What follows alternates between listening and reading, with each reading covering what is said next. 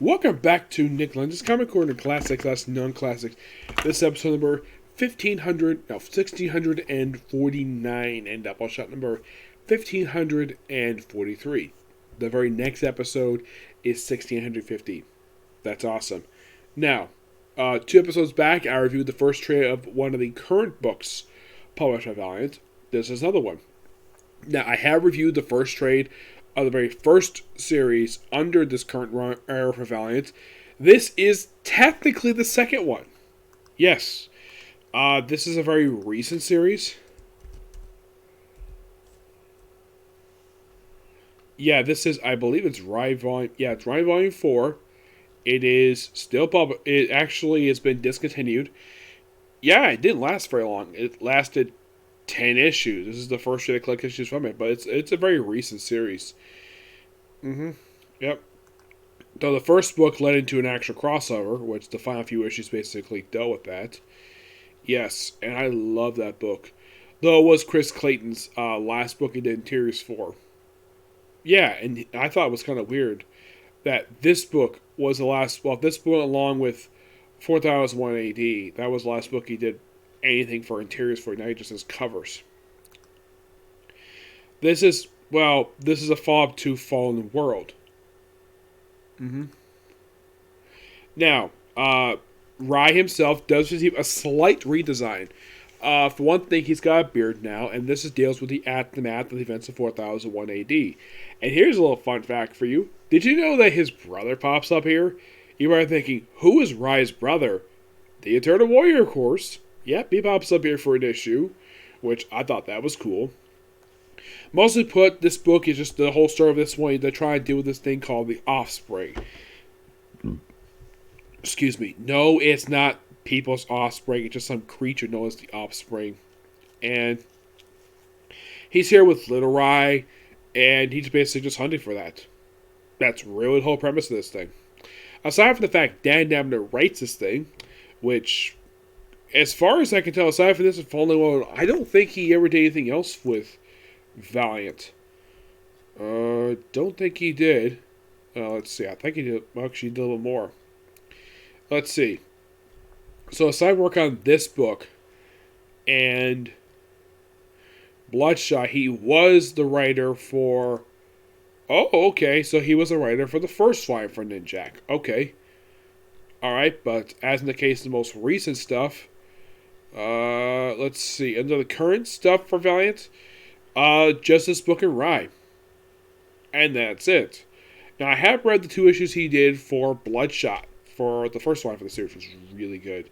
Yes, so, it's weird though. Like, he was one of the writers who did some books for the original Valiant. He did one book under the Acclaim era, and like one miniseries. And here, he does this, he did Fallen World, this, and that was it. So, he does like 4 books for the original Valiant, 1 book under the Acclaim era Valiant, and like 2 books under the current era Valiant. I'm like, okay. Now, the artist here is Juan Jose RSVP, which that name sounds very familiar. Like, okay, I'm trying to look at basically the books I have here. Like, I think he was on a book basically I just reviewed here. It's not that one. Was this one? I thought it was. Yep. But for the start of this run for Rai, it's really good. Despite the fact this actually is slightly shorter than the previous Rai volume. That was 14 issues.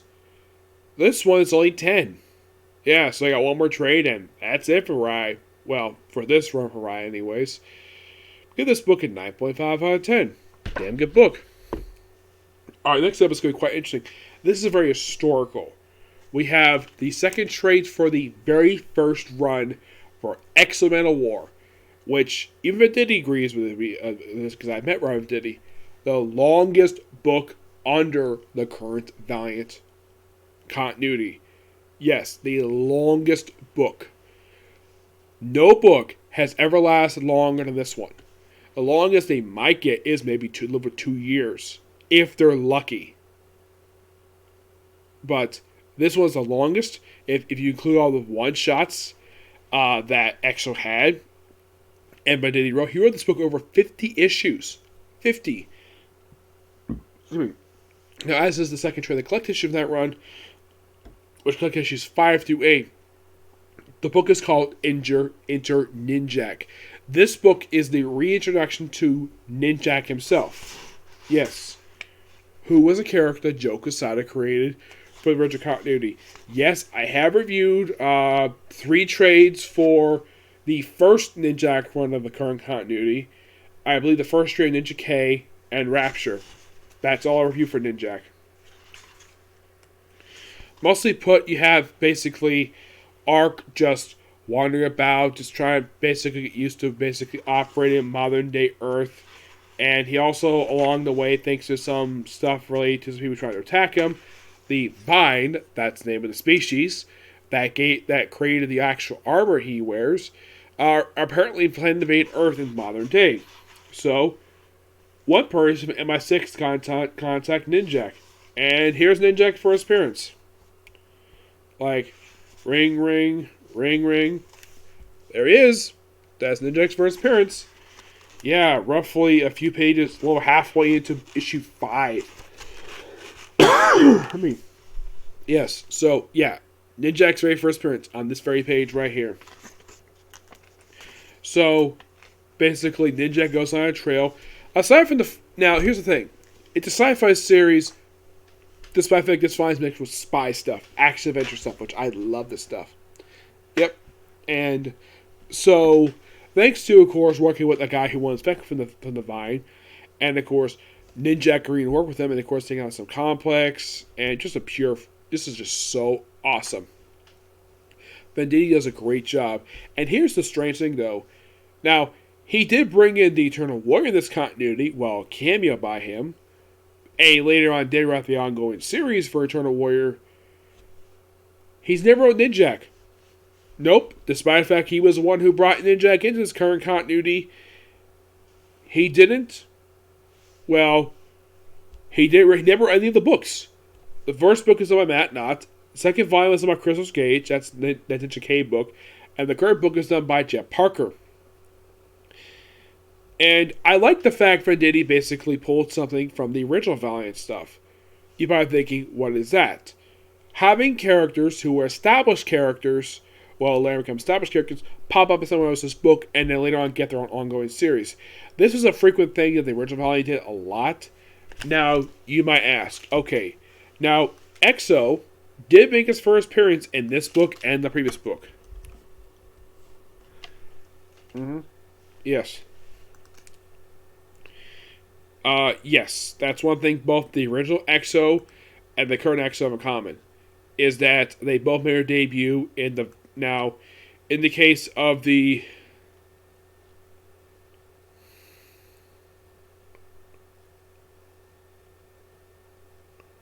Although someone briefly was Exo. The one for the Acclaim continuity was... He also made his first appearance in this book. Yes.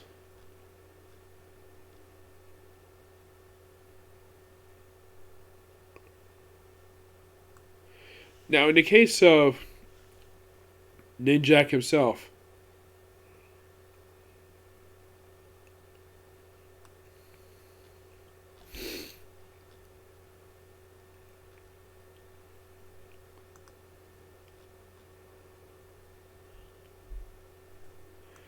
like, yes, I mean, his first appearance here in this continuity, in the original was actually in Bloodshot.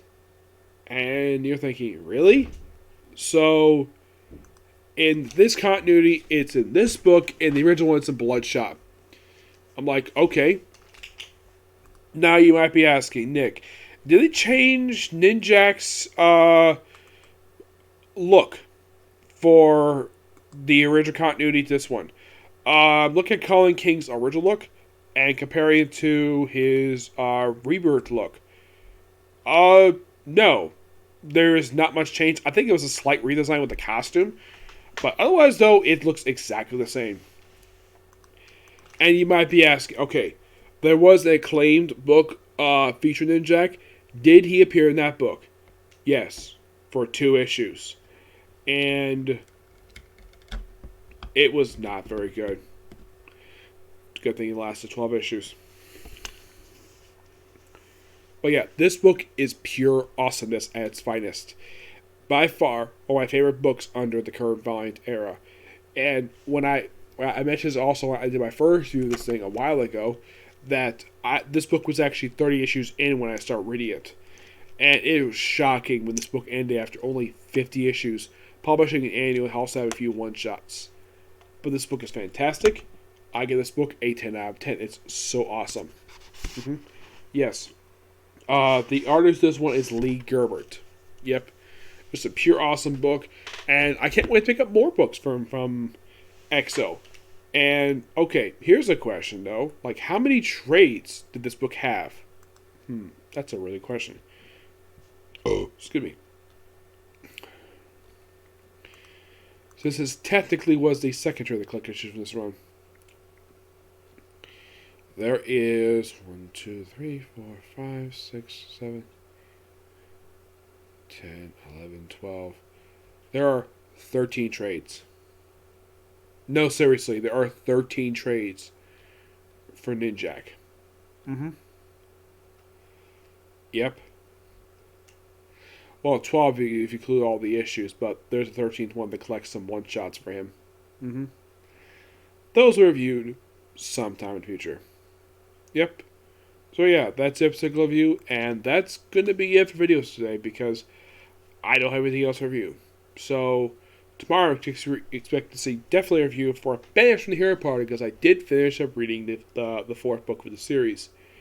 And there was some talk about when it comes to that particular episode. Okay? Next video. Bye.